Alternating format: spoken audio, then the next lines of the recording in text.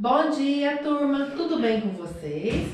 A nossa aula de hoje é referente ao módulo 13 aí da frente 3, tá ok? Nós vamos falar, está na página 77, cinética química. Então nós vamos começar com um assunto muito interessante, muito importante. Um assunto, né, que a gente fala que é físico-química, a gente vai analisar a parte física, né, os acontecimentos físicos que ocorrem numa reação química, tá? E nós vamos falar da velocidade, da cinética. Cinética a gente já relaciona com velocidade, com agitação, tá? De uma reação química, tá? Então essa é a parte de cinética química. Então vamos lá, né? Os conceitos. Então o que é uma reação? Então a cinética química, ela estuda a rapidez, ou seja, né, velocidade com que as reações ocorrem. Então nós vemos no nosso dia a dia, por que é tão importante, tão cobrado em vestibulares e Enem, tá? Porque no dia a dia a gente está lidando com reações o tempo todo. Então nós temos reações que ocorrem em milésimos de segundo e nós temos reações que demoram muito tempo para ocorrer. Então nós vimos que decomposição de alguns materiais igual plásticos, né, alguns determinados plásticos, a decomposição é muito lenta, então uma reação, a velocidade é bem, né, lenta, a velocidade é bem pequena, tá? Já uma explosão, igual aconteceu naquela explosão lá do Líbano, né, que nós já até comentamos sobre os compostos que estavam possivelmente foram entrando lá, né, e deu aquela reação explosiva rapidamente, já englobou um raio bem grande da onde ocorreu a explosão, então tem uma velocidade bem grande. Então normalmente as combustões, as explosões, elas têm uma velocidade bem alta, rapidamente ocorrem essas reações, tá ok? Mas então, né, nós vamos falar especialmente para a gente estar estudando a velocidade de uma reação, nós falamos da velocidade média. Tá? É mais estudado, ou seja, a gente vai analisar o tempo inicial com o tempo final, tá? E nós vamos analisar a velocidade, né? Ou o consumo dos reagentes, né? Então, consumiu, né, do tempo tal até o tempo tal, consumiu tanto de reagente. Ou então, nós vamos analisar os produtos, do tempo tal até o instante tal, produziu tanta quantidade de produtos, tá? Então eu posso achar a velocidade média tanto analisando os reagentes, o consumo dos reagentes, como analisando a formação dos produtos. Então por isso a gente fala que é o delta, concentração dos reagentes ou produtos, sobre o delta T, né? Percebam, né, que quando eu tenho esse sinalzinho de negativo, é porque no caso, como eu estou consumindo os reagentes, né, então vou ter uma velocidade com sinal de negativo. Mas esse negativo não quer dizer que é velocidade lenta, então por isso que muitas das vezes, né, a gente considera a velocidade em módulo, principalmente se eu estiver analisando o consumo de reagentes. Porque, claro, se eu tenho um consumo 10, à medida que a reação vai acontecendo, esse consumo vai diminuir para 5. Então, se eu pegar final 5 menos 10, vai dar um número negativo. Então, por isso que a gente coloca um módulo, a gente coloca esse sinal de negativo, né, para a velocidade, não é que ela está desacelerando, né, não é igual lá na física, a gente fala da velocidade negativa, ela está retardada, velocidade retardada, não é isso. A velocidade aqui no caso é porque a gente está analisando pelo consumo dos reagentes, que vai diminuir, né, essa quantidade de reagentes. Já nos produtos, se eu estivesse analisando em função de B, aqui que é o produto, ele está representando o produto, já seria uma velocidade positiva, porque eu estou formando, eu vou estar sempre aumentando a quantidade dele. Em função do ΔT, tempo final menos o tempo inicial daquele instante em que eu quero achar a velocidade média. A quantidade, seja de consumo, seja, né, lá, então, de reagentes, então eu falei, a concentração final menos inicial, o tempo final menos o tempo inicial, né? Essa é a velocidade média, tá? Ela pode ser representada em 4 maneiras. Eu posso representar, né, em expressar essa velocidade média, Se no caso o problema estiver me dando em variação de quantidade de matérias, em mols, né? Então se tiver ela falando de mols, quantos mols eu tenho em determinado tempo. Então eu posso representar essa variação, essa quantidade, né? Final inicial em mols. Posso representar em massa.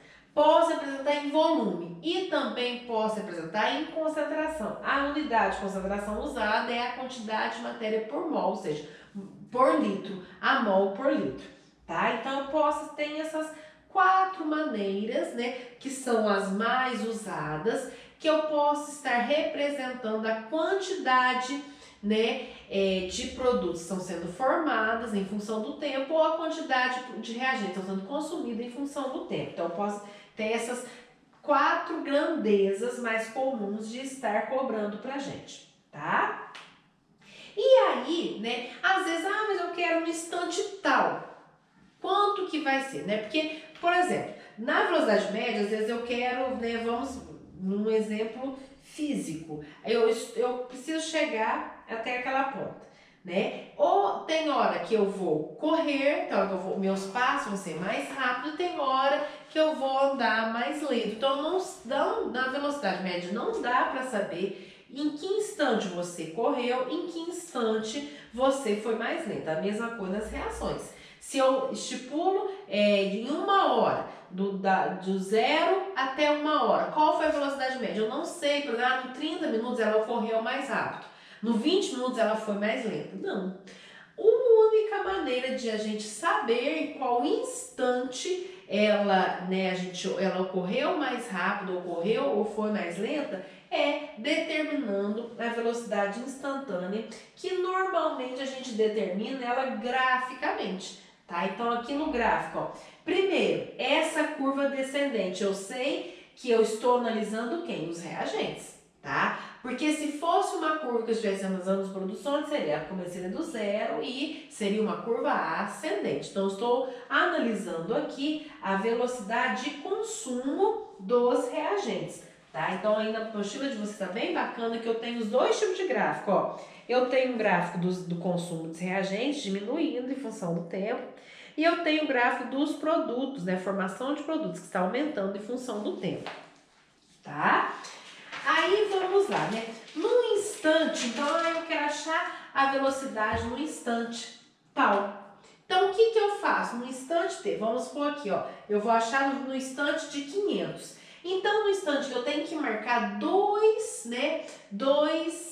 pontos, um acima, um abaixo, para eu estar fazendo, né, achando, determinando a velocidade instantânea daquele ponto em função da tangente daquele ângulo, né, que eu vou formando um triângulo retângulo ali, tá? Então, nesse caso aqui, se o exercício não me estipulou do instante tal até o instante tal, qual é a velocidade de tal instante, eu estipulo um para cima, né, um ponto acima e um ponto abaixo e traço o meu triângulo retângulo e vou fazer, né, o cálculo da tangente. O que é o tangente? Cateto oposto ao ângulo, né, sobre cateto adjacente, tá ok? Então, com esses dados, eu consigo achar a velocidade daquele instante, né, qual que era a velocidade que estava ocorrendo aquela minha reação. Tá bom? Então, a velocidade instantânea ela é diferente da velocidade média. A velocidade média eu vou fazer a média de como foi a minha reação, de tal tempo final menos tempo inicial, né? Quantidade final menos quantidade inicial sobre tempo final menos tempo inicial. Nesse aqui eu vou traçar, né? Vou pegar 2 pontos, já vou demarcar 2 pontos e traçar o meu triângulo retângulo para saber o valor, né, da tangente, igual aqui, ó. Então, eu marquei aqui, ó, o triângulo retângulo. Eu marquei um ponto acima, um ponto abaixo e vou fazer esse valor, né? Cateto oposto sobre cateto adjacente. Esse valor aqui, dividindo, né, sobre esse valor aqui, tá? Aqui do mesmo jeito, tá? Eu quero no instante 300. Então, eu marquei um antes, né, ó, 200 e marquei o outro. Um depois, o 400. Então, aqui eu já tenho meu ΔT, ó, 400 e 200, aqui eu tenho 200. tá? E e a parte de cima, que é a concentração, então, olha lá, ó, nesse caso aqui, marquei um ponto, ó, no 150 e no 100. Qual que vai ser a concentração? Então, vai ser 50 dividido por 200. Nisso, então, eu tenho, né, a velocidade da reação em relação ao consumo do N2O5, tá ok? Poderia também fazer em função do produto, então, eu marcava um ponto lá, um ponto aqui e traçava ali o meu triângulo retângulo, tá ok? E aí, para finalizar, né, nós também conseguimos determinar a velocidade da equação se eu tenho uma reação que ocorre numa etapa única, uma reação que a gente chama de reação elementar, que ocorre em uma única etapa. Então, se me deu a velocidade ou de consumo de algum reagente ou de formação de outro reagente, né, de algum produto, então eu consigo pelos coeficientes da reação achar a velocidade em função de cada composto presente naquela reação. Então, por exemplo, igual está aí na apostila de vocês, me deu o valor da velocidade de produção do NH3, que foi 1,20 mol por litro por hora, né? Por litro vezes hora, tá? Qual seria o valor do consumo de H2, né? Porque eu consumo porque está aqui, né, nos reagentes. Então, eu vou observar o que? Os coeficientes estequiométricos. Então, 3 mols produz 2 mols, para 1,20 mol vai precisar de quantos de H2X? Achei aqui, ó, vai dar 0, né? Ela achei que é o 2, né, 2, 1 e 20, 3, então vai dar 1,80, tá? Então aí eu colocava 3 mols, produz 2, 1,20, vai precisar de quantos? 3, né? X, que deu 1,80. A mesma coisa do N2, olha lá, ó. 1 produz 2, 1,20 eu produzi X. Então, 1,20 dividido por 2 vai dar 0,60. Tá? Então, se a reação é elementar, eu consigo, ou seja, o que é elementar mesmo? Ocorre em uma única etapa. Então, se eu tenho o valor da velocidade de um daqueles compostos, por regra de 3 eu consigo achar a velocidade de cada um daqueles compostos, tá? Mas isso só no caso de reação elementar, ou seja, uma única etapa. Tá ok? Vocês farão para mim os exercícios da página 79, né, e 80, para a gente estar corrigindo daqui a pouquinho na videoconferência.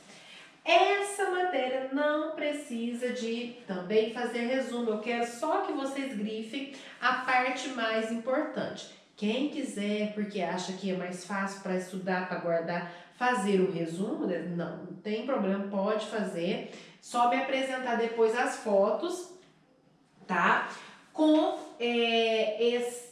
as fotos da apostila grifada ou do resumo lá nas atividades do Classroom, tá ok? Então, eu quero só chamar a atenção para um detalhe aqui, tá? Sobre, né, a gente já falou da velocidade quando é negativa, é porque é consumo do reagente, e velocidade positiva porque é formação de produtos, né? Então, vamos lá.